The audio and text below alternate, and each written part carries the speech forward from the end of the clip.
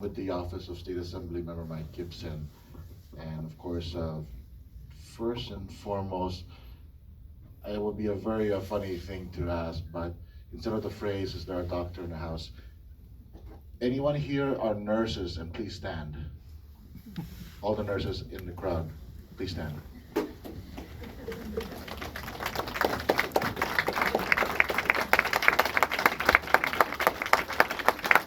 Let me just say this. On behalf of Assemblymember Mike Gibson, we thank you for what you do, and especially through that dark era that we all had to face together.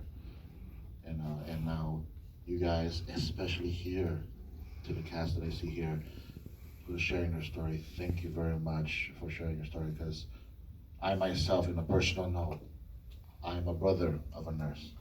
I am an uncle of nurses. And during that dark time, and we all know that dark time is, called the pandemic, called COVID, we know how it feels like when we lost someone. We know how it feels like they got it, but unable to hug or even, have fun, or the only closest thing you do is just video chat, if you have that. I've heard all the stories from my siblings, from my nieces and nephews also too. As a matter of fact, one of them, I think it was my niece, on behalf of the California State Assembly, he thanks you for sharing your experience as a nurse coming from the beginning to dealing with the pandemic. He commends you for your commitment to this project. And thank you, Carlos, thank you, Michelle, for doing this, helping to tell their stories that hopefully will last a positive impact. And I hope it does win the Oscars and all that too. Best wishes, continued success. Mabuhay ang mga nurses. Signed by State Assembly Member Mike Gibson, Assembly District 65th, dated today on October 11. And a quick note also too, he has made and authored bills and legislations. One of them was, and I'd like to share this to Allison, how you fought to make sure for safety for nurses to get those masks. And I know all our kaibigan nurses, whether they're Filipino, Hispanic, African American, Caucasian, when they go to work, depending on which hospital, they always encounter something, not just the pandemic, but also some other situations where safety needs to be provided. And I think, I believe, Assembly Bill AB 2975 that Assemblyman Gibson authored has passed. That, my friend, ladies and gentlemen, is basically providing safety, AKA metal detectors in every hospital. So making sure that nobody, not even someone would have carry vendetta against our medical folks, from doctors, nurses, whoever works in the hospital, they will be all safe, making sure that those protective safety devices will hopefully save our medical folks, especially our nurses. So with that, I'm gonna start off with Miss Jolene Levin.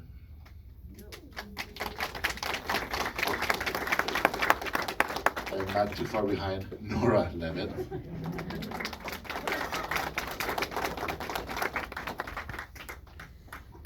Gertrude Tan.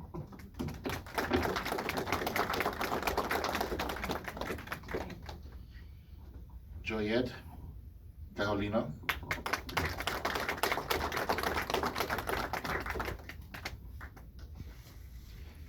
Tiffany Alega. And yes, I do remember that interview also too, very well. Allison Mayral.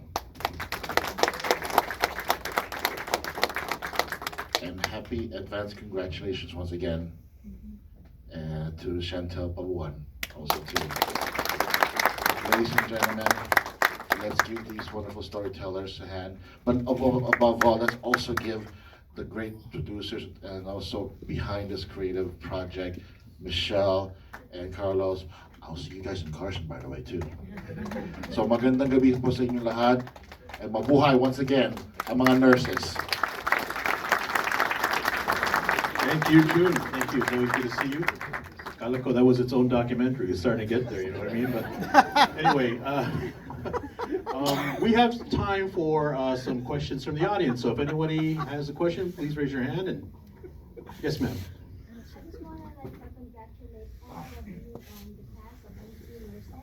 I'm so proud of you. And tonight I just want to say that today is my husband's birthday also. We celebrate Husay right over there.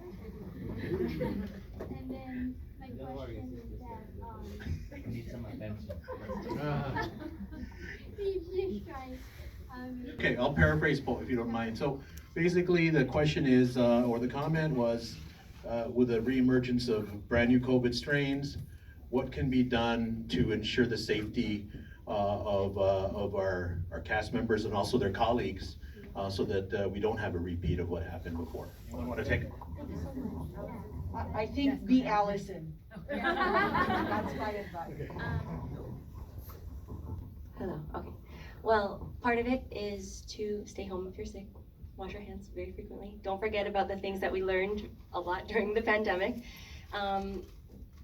Get vaccinated if you are able to, if you are eligible, please get vaccinated. That way we can keep our communities safe. I think one of the other things that you were mentioning was how can we continue to be courageous if we are dealing still with the illness, and even though we're very traumatized by it from the first time it happened. I think that we had to create new coping mechanisms. I know I myself needed to create new coping mechanisms when the pandemic happened. When I was first a nurse, I was only a nurse for a year when the pandemic emerged. And when I was first a nurse, my coping mechanisms were to hang out with my friends, go hang out and play board games together, go over to a friend's house after work, get drinks with my coworkers after work. And then when the pandemic emerged, I did not have those coping mechanisms anymore. And so learning to adjust, learning to find art, do some art and soul-fulfilling things, I learned was one of the ways I had to turn and create and cope for myself. I was, when I speak with my friends about it, or when I speak on how I dealt with things in the pandemic, I talk a lot about how I want to talk about it all the time, one moment, and then a different moment, I want to talk about it not at all. And so having friends and family members who are very supportive of listening to you when you need an outlet is important. And then also friends and family who understand that sometimes we have to feel things a lot, and sometimes we have to feel things within ourselves, and who are understanding of maybe we don't always want to talk about it has been helpful for me. And that's what I can speak to. Thank you. Okay, I think we have time for one last question, and then we've been given the sign, ladies and gentlemen. So anyone with a question? Yes, sir. Guys, thank you so much for doing this. Documentary makers say that when they start, they don't know how this is going to end, because it's always about telling stories that you don't know yet when you get off the ground. So were there any surprises for you guys that you didn't expect, that you know now that it's all finished? Good boy, that's me.